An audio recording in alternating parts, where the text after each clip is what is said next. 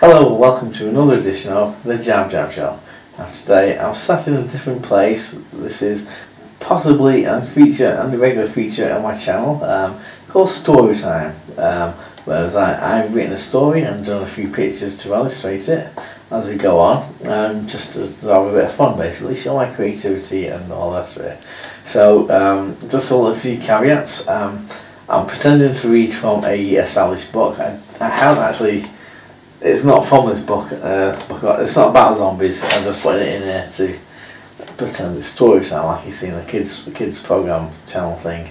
Anyway, also the story I've written is basically in line with a lot of the stories I wrote on my blog, where I came up with a 5 or 6 word story idea, and I've basically written the story based on that thing without really having sometimes not having a good idea where it's going to end up and so forth. Also, bear in mind this is a first draft. I've hand wrote it, it's taken that long, but there might be a few grammatical errors. I might have to correct myself as I'm going and stuff. So just be wary of that. There's a few tense, past tense, present tense issues, perhaps things like that. Things that I personally, don't see on the first time. That's why a lot of whole rewriting and so forth comes into play.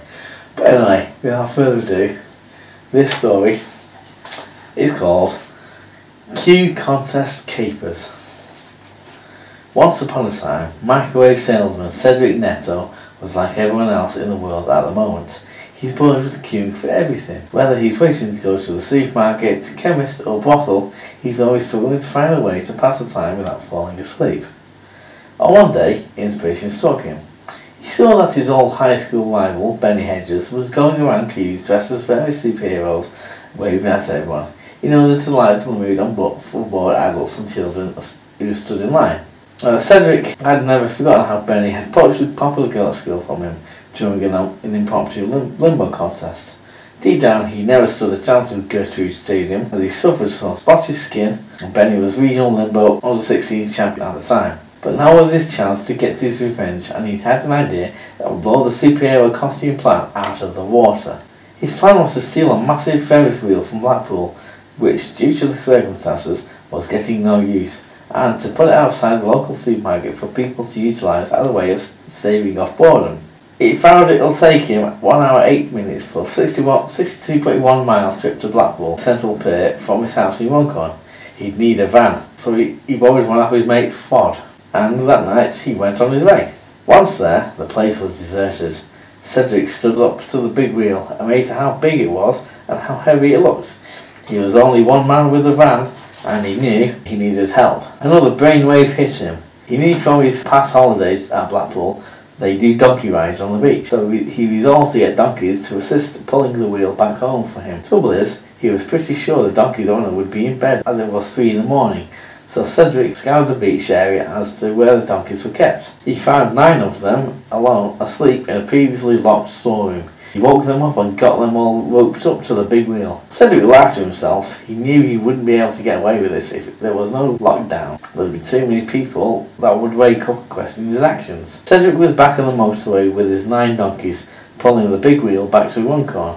What should have taken them about an hour, according to Google Maps, actually took him several hours more. He had to stop several times for coffee and carrots at service stations. Eventually, at 7 AM, he had finally made his way back to the Runcorn branch of Aldi and decided to place the big wheel in the car park outside, so early riders use it while queuing up for toilet oil and tinned goods. Cedric sat down. He earned his rest. He decided not to take the donkeys back to Blackpool, resolved to set them free to graze on local vegetation from people's gardens. After about 20 minutes, he saw his high school rival Benny turn up in his Iron Man costume. He looked at the customers riding on the big wheel. He started his routine of walking around and waving, but no one paid him any attention. Just then, he spotted Gertrude, looking like the old lovely self from school. She walked towards his old nemesis and consoled him when he started crying. Her eyes met Cedric's, got up and walked to her. They both asked him who brought the big wheel, and Cedric proudly announced that it was him he was doing.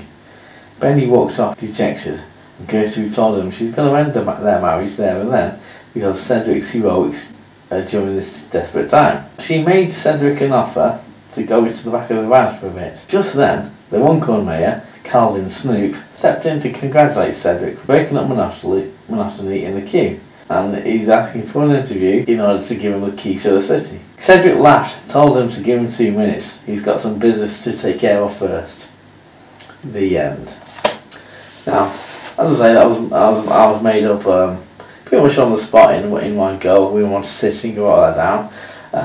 I did stumble upon a few words, and I am aware that some of these, it could have been quite a bit smooth in places, but there we go. So let me know in the comment section down below what you think to this. Or do you want this to be a regular feature and so forth? So I'm still working on a review for a video. I've made notes on the stuff.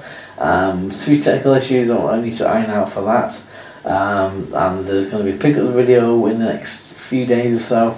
And there's also going to be an update on my other projects as well, which I've resurrected during this time of being locked down and things. Being a bit more proactive on things. So any questions down below, any suggestions, things like that. Thanks for watching and all the rest of it. So thank you.